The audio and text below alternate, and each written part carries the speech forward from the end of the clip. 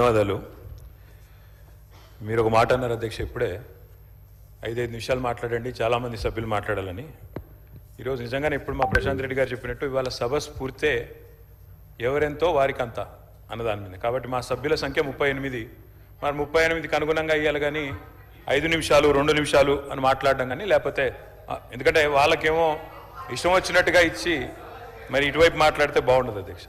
అధ్యక్ష, ఇవాళ సుప్రీంకోర్టు రాజ్యాంగ ధర్మాసనం ఇచ్చిన తీర్పుకు అనుగుణంగా రాష్ట్ర ప్రభుత్వం జస్టిస్ షమీమ్ అఖ్తర్ గారి నేతృత్వంలో వేసిన ఏకసభ్య కమిషన్ ఏదైతే సిఫారసులు చేసిందో ఆ కమిషన్ సిఫారసులను రాష్ట్ర ప్రభుత్వం ఇక్కడ ప్రవేశపెట్టింది.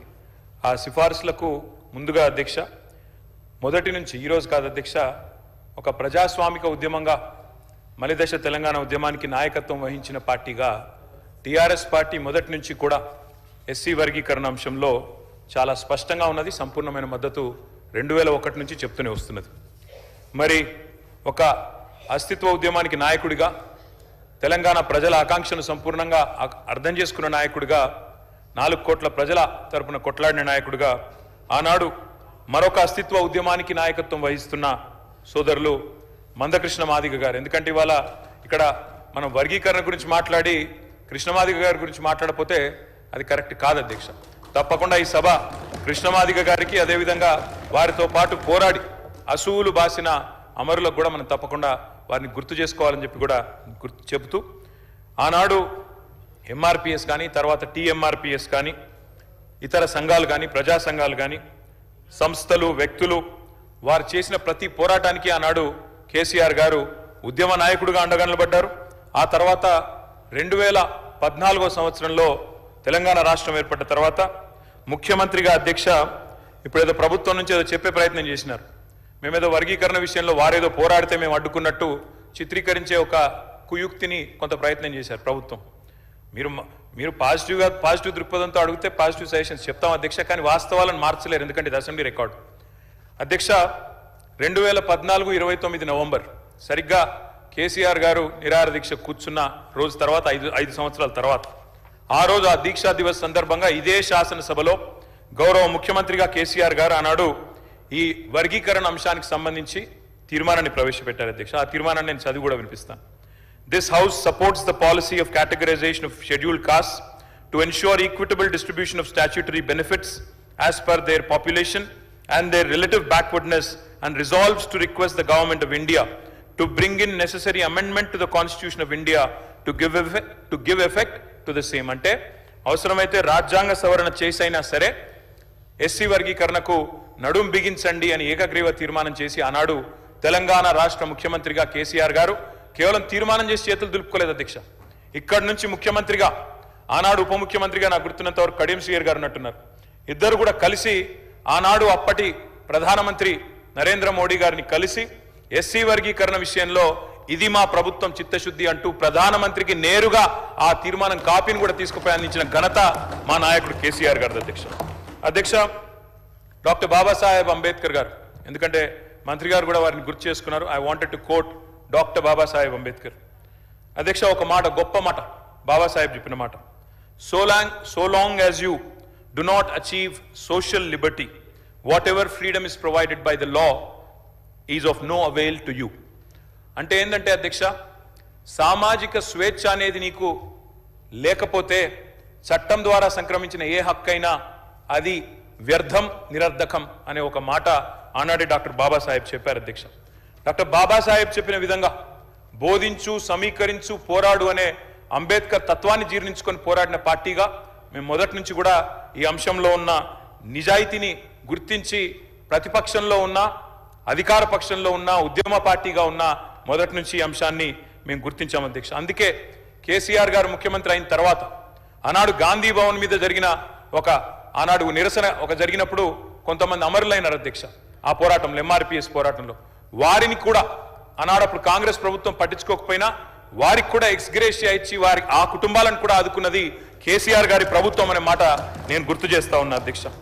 సుప్రీంకోర్టులో 10 సంవత్సరాల పాటు ఈ కేసులో ఇంప్లీడ్ అయి గట్టిగా వాదించి, ఇందాక ముఖ్యమంత్రి గారు చెప్పినట్టు సీనియర్ మోస్ట్ కౌన్సిల్స్ని చాలా ఖర్చుతో కూడుకున్న ప్రయాసతో కూడుకున్న వ్యవహారం అయినప్పటికీ, వ్యయంతో కూడుకున్న అవసరమైన ప్రయత్నం అయినప్పటికీ నియమించి మరి ఈ అంశంలో గట్టిగా వాదించి, సరే చివరికి తీర్పు మొన్నొచ్చిండొచ్చు, కానీ ప్రయత్నం ఎప్పటి నుంచో జరుగుతూ ఉంది. ఆ ప్రయత్నం మా ప్రభుత్వ హయాంలో కూడా బలంగా చేసినామన్న విషయాన్ని కూడా నేను గుర్తు చేస్తా ఉన్నా అధ్యక్ష.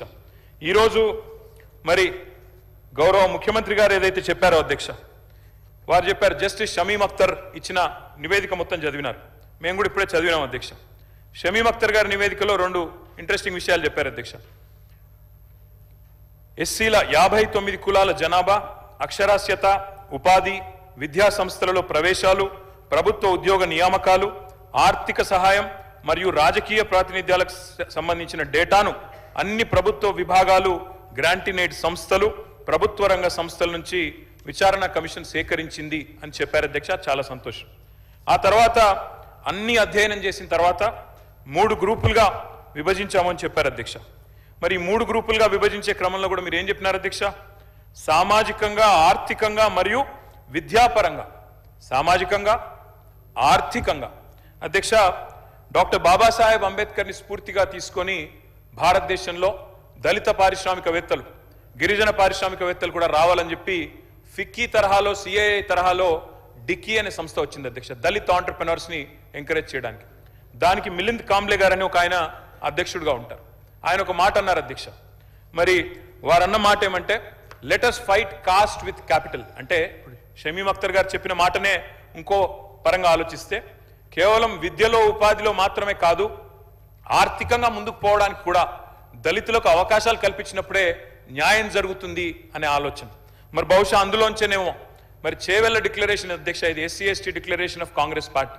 అందులో జస్టిస్ షమీమ్ అఖ్తర్ గారు చెప్పినట్టుగానే సామాజికంగా, విద్యాపరంగా, కేవలం ఉపాధి పరంగా మాత్రమే కాకుండా ఆర్థికంగా కూడా ముందుకు పోవాలనే ఉద్దేశంతో కాంగ్రెస్ పార్టీ ఇచ్చిన చేవెళ్ల SC/ST డిక్లరేషన్ అధ్యక్ష. ఇది అందులో చాలా స్పష్టంగా చెప్పారు అధ్యక్ష. ఏమన్నారు? కేసీఆర్ గారు దళిత బంధు ఇస్తున్నారు, 10 లక్షల రూపాయల చొప్పున ఇస్తున్నారు. కాదు, మా ప్రభుత్వం కనుక వస్తే అంబేద్కర్ అభయహస్తం పేరిట SC/ST కుటుంబాలకు 12 లక్షల ఆర్థిక సహాయం చేస్తామన్నారు.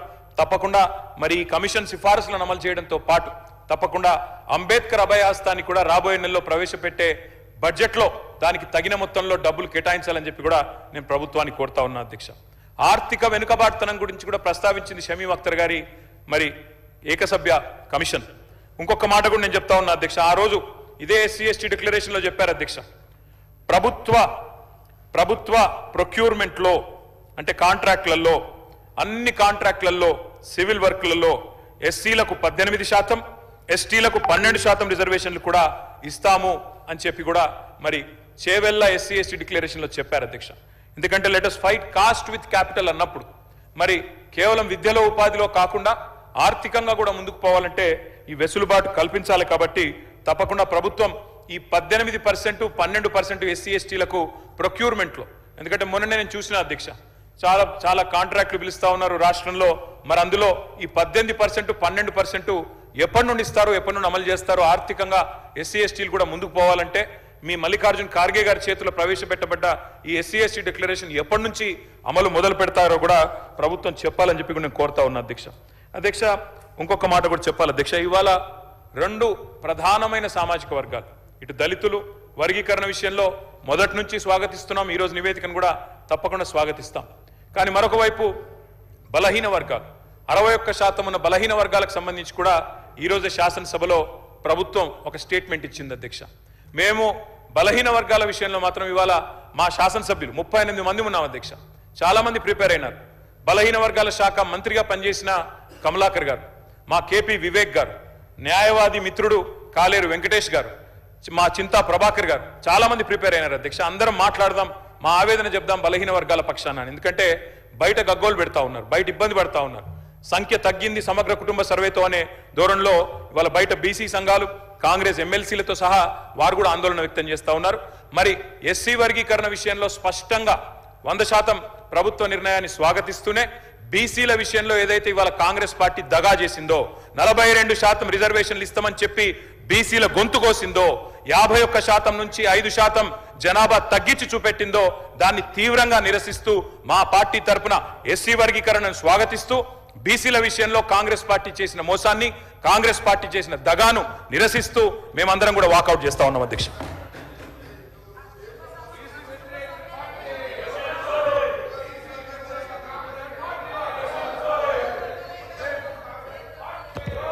గౌరవ మంత్రి గారు సార్ అధ్యక్ష, ఇప్పుడే గౌరవ ముఖ్యమంత్రి గారు మా మంత్రి గారు దామోదర్ రాజనరసింహ గారు చరిత్రకు సంబంధించి ఒక మార్పు, ఆ మార్పు కనబడతా ఉన్న సందర్భంలో వారు అసలు దీనికి సపోర్ట్ చేస్తూ ఉన్నారా వ్యతిరేకిస్తూ ఉన్నారా అని చెప్పకుండా ప్రభుత్వానికి మంచి పేరు వస్తుంది, సమాజంలో అసమానతలు కోల్పోయి ఈరోజు మొత్తం పూర్తి స్థాయిలో నవ సమాజాన్ని నిర్మాణం చేయాలని మా కాంగ్రెస్ పార్టీ ప్రభుత్వ లక్ష్యం, వీళ్ళకే పేరు వస్తుంది అని, ఇక పేరు వారికే వస్తుందని ఏ మాట మాట్లాడకుండా మా సంబంధించిన మేనిఫెస్టో అంశాలు మాట్లాడి వారు ఏం మాట్లాడాలో తెలియక అసలు నిజంగా దళితులకు సంబంధించి వారు ఏ విధంగా రాబోయే కాలంలో ఆర్థిక పరంగా, సామాజిక పరంగా, విద్యాపరంగా ఏ విధమైన ఆలోచన ఇంకా చేస్తే బాగుంటుందని ఒక ఆలోచనలు ఇస్తారని అనుకున్న కేటీఆర్ గారు. కానీ ఏది చెప్పకుండా ఒక కారణం లేకుండా ఈరోజు ఈ స్టేట్మెంట్పై మీరు చర్చకు అనుమతి ఇచ్చారు. ఇది స్టేట్మెంట్ అధ్యక్ష. ఈ స్టేట్మెంట్ మీద మీరు అనుమతి ఇచ్చినప్పుడు ఒక్కరికో ఇద్దరికో ముగ్గురికో ఇది షార్ట్ డిస్కషన్ కూడా కాదు. ఆ సందర్భంలో స్పీకర్గా ఉన్న మరి ఆ చైర్లో కూర్చున్నప్పుడు వారు డైరెక్షన్ ఇచ్చిన తరుణంలో దాన్ని కూడా ప్రశ్నించి దానిపైన వాకౌట్ చేయాలని, ఏదో కారణంగా ప్రభుత్వానికి మంచి పేరు రావద్దని ఒక లక్ష్యం పెట్టుకొని ముందుకు నడుస్తూ ఉన్న టీఆర్ఎస్ పార్టీ ప్రజలే జవాబు చెప్తారు అని చేస్తూ ఇప్పటికైనా వారి ఆలోచన తీరును ప్రజలందరూ కూడా గమనించాలని కోరుతా ఉన్నాను. పాయల్ శంకర్ గారు.